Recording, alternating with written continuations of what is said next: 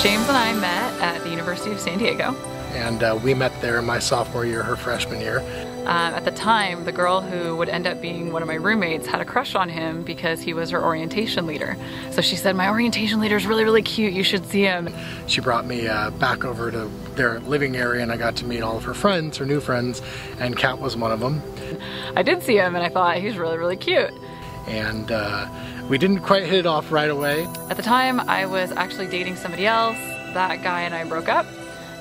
Ended up dating another guy who turned out to be one of James's friends. So when I found out that that guy said, oh, I have a friend that lives at USD, we go back to the dorm and James opened the door. He just started laughing because he knew that I had a crush on him. We ended up meeting each other a couple other times, and then over time we just became best friends. The other relationship ended, and after James moved to Oregon, that was when he and I finally started dating. That's how our story began. So we've now been together almost 8 years, and we have never lived in the same county in 8 years, and that is about to change. So we're very excited.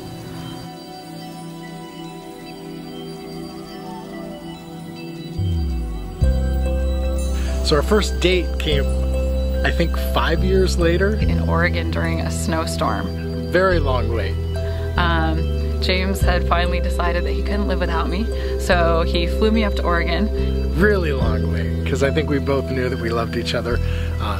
We went into a Starbucks, it was pouring snow and rain and hail, and one guy said to us, hey, there's a little brasserie that's open, so we went down there and it was candlelight and the food was awesome. We had coffee afterwards, and it was a really, really romantic date, because even though it wasn't an official first date, we both kind of knew that we had started dating. We developed into really, really great friends. She's my best friend in the world. So it was a great moment.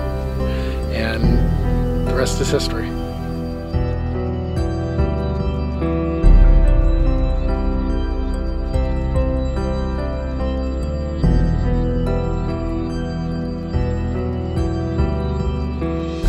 So James proposed to me at the Huntington Library in Botanical Gardens, actually on this bench.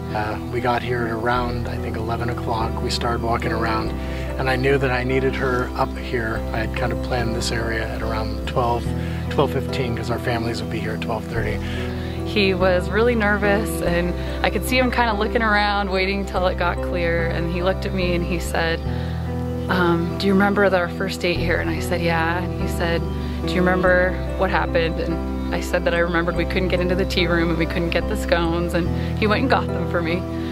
I said to her, I'll always make sure you have everything you want and give you everything that you ever need, and you're my best friend, and I want you to be my best friend forever. And I asked her to stand up, and at this point she was just a little flustered and really excited. So I stood up, he got down on one knee, and he pulled out my beautiful ring. Dropped down to a knee and I said, you know, Katherine Elizabeth Schnaider, will you do the honor of being my wife? And I said yes. I did remember to say yes. I was kind of screaming because I could only hear like giddy dolphins in the back of my head, so I was kind of jumping up and down and screaming, but he was very sweet about it, and I said yes. She said yes.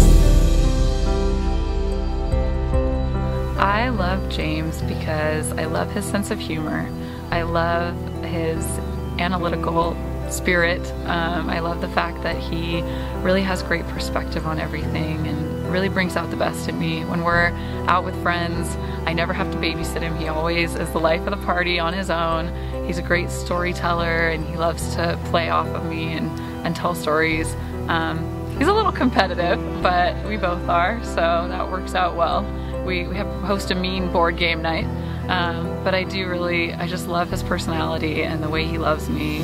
I love his smile. When he genuinely laughs, it's the most awesome laugh. And I'm so excited to be his wife and get to be with him all the time. She's one of the most kind, loving people I know. She's passionate in all ways, good and bad. But she's very, very caring. She's got a great heart, an amazing soul.